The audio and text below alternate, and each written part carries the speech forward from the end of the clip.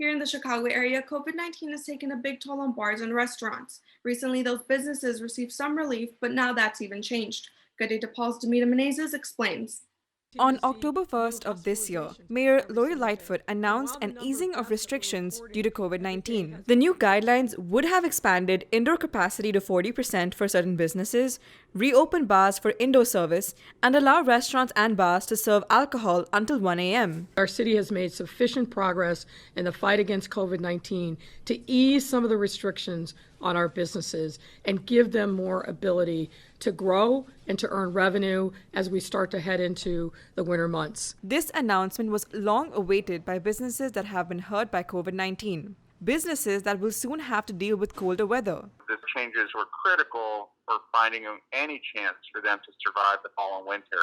In July, the city restricted indoor service for bars that don't serve food. Now, many feel that the recent easing of those rules is critical for some bars and restaurants to stay open. They had no possible pathway for remaining open and employing servers and bartenders through the fall and winter without indoor service. Frank Ruffalo, who manages 5 restaurants in Chicago, including Lincoln Park Diner, Jam and Honey, is bracing for the colder months and is expecting a decrease in customers. Every day we're adapting and trying to just stay afloat. Obviously, when the weather was nice and outdoor dining was relevant, that was great because our patio is pretty large anyways, and we do have windows and some folding doors that open up, so we were able to use some of the restaurant. But now we're just in the time when weather is key. Weather is going to dictate everything, and this is the first kind of cold chill that we're getting. And we're definitely feeling it. So, Jam and Honey experienced a drop in customers not only because of COVID-19 restrictions, but also due to the lack of students and staff at DePaul's Lincoln Park campus. This year is not a year that anyone's going to make money, that anyone's going to have a profit. This is a survival year.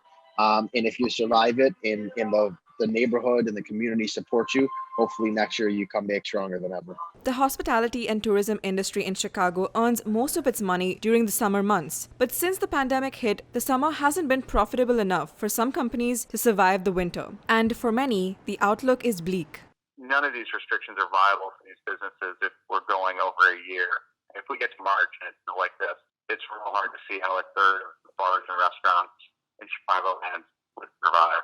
And as businesses in the country are struggling, Republicans and Democrats in Congress are still debating on the next stimulus relief package. There has to be some sort of intervention from the federal government, whether that's a stimulus package, whether that's a very targeted industry-specific support. The reality of it is that hospitality and tourism, 1 in 10 people work in this industry around the world. A significant number of people rely on this to pay their bills every single month. We have to be able to step in and support this industry. If we don't support this industry, we're going to see a major scenario that I'm not sure we want to venture into. Professor Nick Thomas, director of the School of Hospitality and Leadership at DePaul, says flexibility is critical in this crisis. It doesn't make sense for us to sit here right now and say, okay, let's lock in the 40% occupancy inside a restaurant.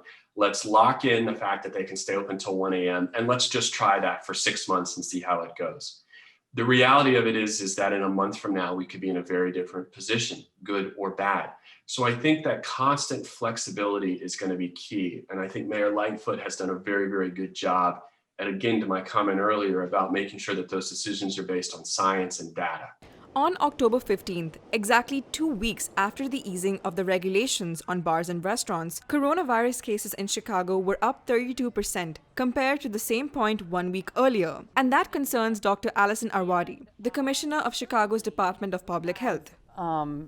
I'm very concerned about what this has the potential to lead to related to some of the more severe outcomes. Yes, we're detecting more and that is good, but it is not the full story. And this recent surge is already impacting the Chicago area. On October 20th, Governor Pritzker ordered new restrictions in DuPage, Kane, Will, and Kankakee counties. The governor is prohibiting indoor service at bars and restaurants in those counties. Then, just 2 days later, on October 22nd, Lightfoot backtracked and imposed new restrictions. The mayor ordered a 10 p.m. curfew on all non-essential businesses in the city. Lightfoot again is prohibiting indoor service at taverns and brewery tap rooms without food licenses, and she's calling on people to limit social gatherings to 6 people. If we need to take further steps and move back into phase 3, or even going back to shelter in place, I'm not going to hesitate to do that. I hope that won't be necessary, but it's all in your hands. For Good Day DePaul, I'm Damita Menezes. And still more restrictions were added later. Governor Pritzker ordered that restaurants and bars in Chicago and suburban Cook County could no longer serve people indoors.